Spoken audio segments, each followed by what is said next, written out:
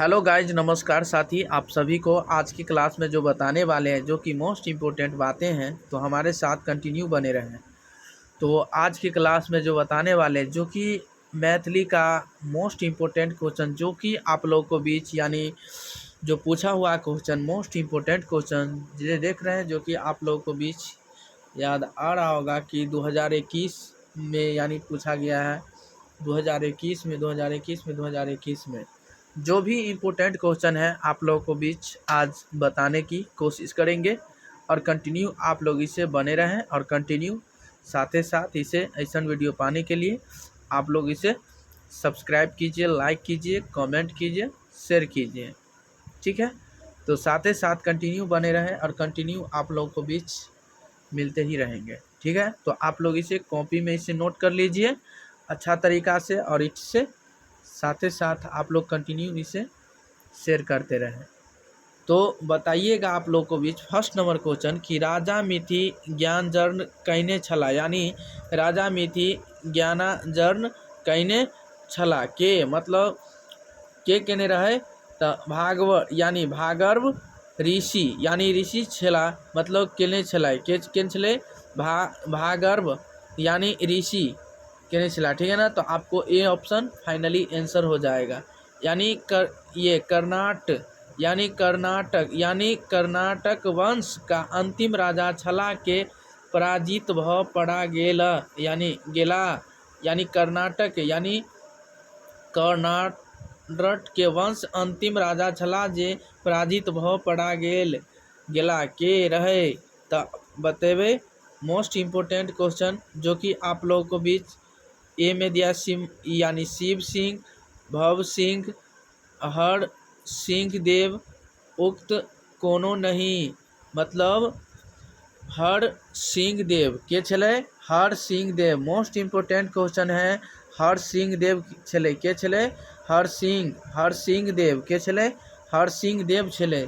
ठीक है ना, तो बताइए आइन वार वंशक पहिल राजा भेला के, यानी आइन वार वंशक पहिल राजा भेला यानी शिव सिंह, भव सिंह, देव सिंह, कीर्ति सिंह। यानी बताइएगा तीन का मोस्ट इम्पोर्टेंट क्वेश्चन है, ध्यान दीजिएगा। इसका जो आंसर हो जाएगा वो भव सिंह हो जाएगा। क्या हो जाएगा? भव सिंह। क्या होगा? भव सिंह। क्या होगा? भव सिंह।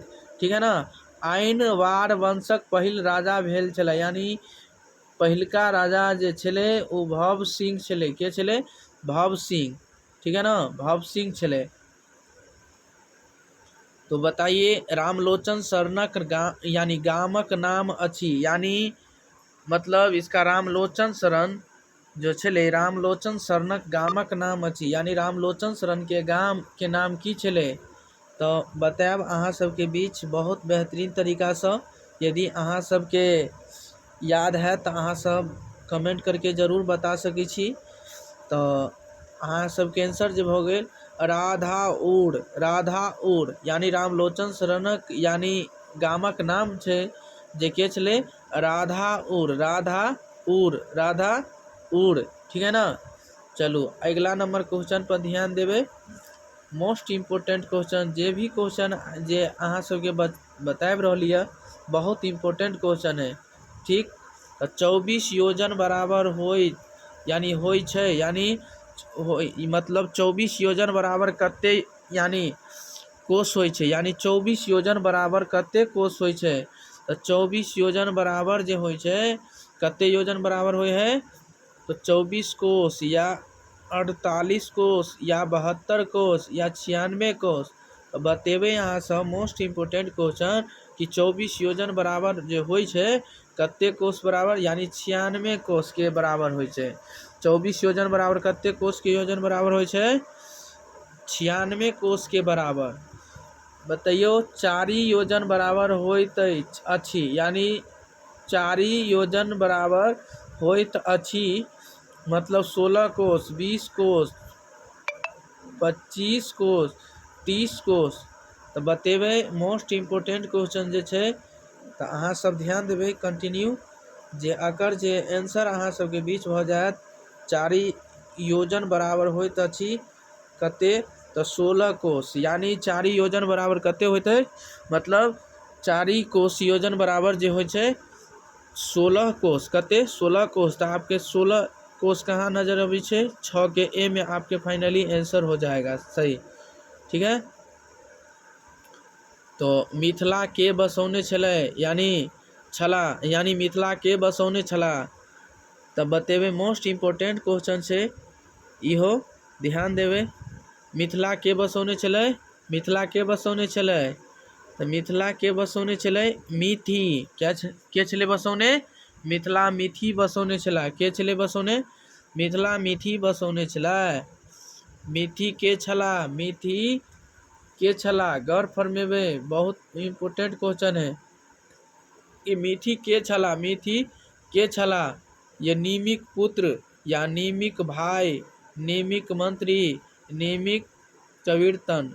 ठीक है, तो इसमें जो मिथि के छला, तो मिथि जो छला यानी नीमिक पुत्र, यानी नीमिक पुत्र छले। के छले, नीमिक पुत्र। मोस्ट इम्पोर्टेंट क्वेश्चन है, तो साथ ही साथ आप लोग इसे कंटिन्यू देखते रहें और साथ ही साथ इसे शेयर भी करें और कंटिन्यू हमारे साथ बने रहें। 9 नंबर क्वेश्चन पे ध्यान दीजिएगा आप लोग कि मिथिलाक पश्चिम में कौन नदी बहैत अछि, यानी मिथिला के, यानी मिथिलाक पश्चिम में कौन नदी बहैत अछि, या कोसी नदी है, या गंडकी, या गंगा, या घघरा नदी। तो बताइएगा, मोस्ट इम्पोर्टेंट क्वेश्चन है जो कि आप लोग कंटिन्यू ध्यान देते रहेंगे। ये जो मिथिलाक पश्चिम में कौन नदी बहैत अछि, गंडकी नदी, गंडकी नदी। तो आपको गंडकी नदी किस ऑप्शन में नज़र आ रहा है, तो 9 के बी आपको फाइनली आंसर हो जाएगा, गंडकी नदी। ठीक है ना, चलिए। जैन धर्म प्रवर्तक के छला, यानी जैन धर्मक प्रवर्तक के छला। तो बताइएगा आप लोग, मतलब जैन धर्मक यानी प्रवर्तक के छला। जीन, महावीर, पार्श्ववर्ती और शंकर। तो बताइएगा 10 का मोस्ट इम्पोर्टेंट क्वेश्चन आपको जो हो जाएगा आंसर बी, महावीर। क्या, महावीर, महावीर क्या है, महावीर को फाइनली आंसर हो जाएगा। वैशाली कतेक, यानी कत एक राजधानी छल, यानी वैशाली कतक राजधानी छल। तो अहाँ सब बतेबै, तो मोस्ट इम्पोर्टेंट क्वेश्चन। तो अहाँ के जे ई भ जात लिच्छवी में, यानी वैशाली जे कतक एक राजधानी छल, लिच्छवी के राजधानी छलै। ठीक, तो मिथिलाक पंडच कतेक धरि चलैत अछि। तो बतेबै अहाँ सब 12 नंबर क्वेश्चन के, दिनाजपुर धरि, यानी दिनाजपुर धरि, दिनाजपुर धरि में, कहाँ, दिनाजपुर धरि में। रामलोचन शरणक मृत्यु कहिया भेलनि, यानी रामलोचन शरणक मृत्यु कहिया भेलनि।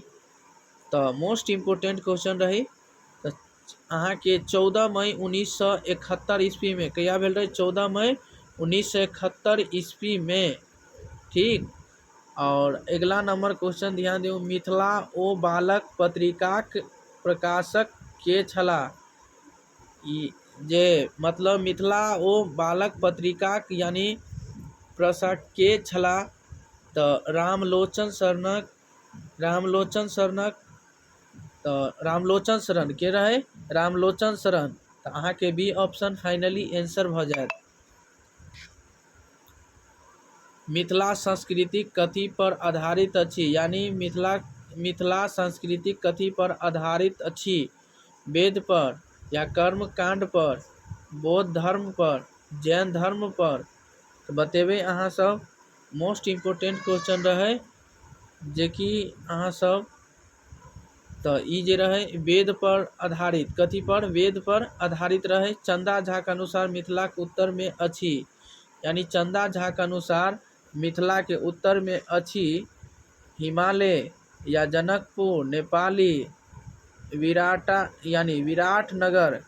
तो बताइएगा आप लोग, इसका जो हिमालय रहे के अछि, हिमालय, हिमालय जो कि आपको 16 के ए ऑप्शन फाइनली आंसर हो जाएगा।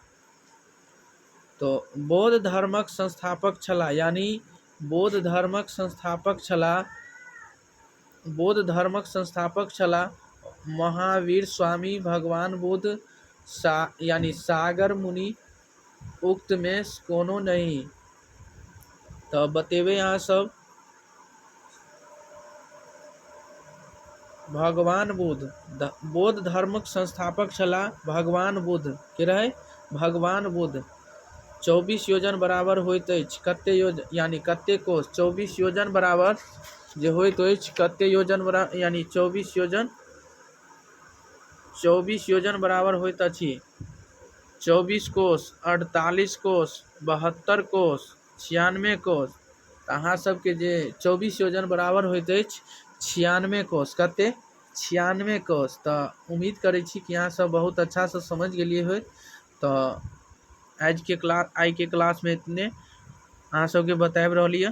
तो चलू आई के क्लास में इतने। तो साथे साथ अहाँ सब सब्सक्राइब कर देवे, लाइक कर देवे, कमेंट कर देवे, ताकि जब आएंगे आप लोग को भी तो आप लोग इसे कंटिन्यू इसे देख सकते हैं। आज के लिए इतना है, तब तक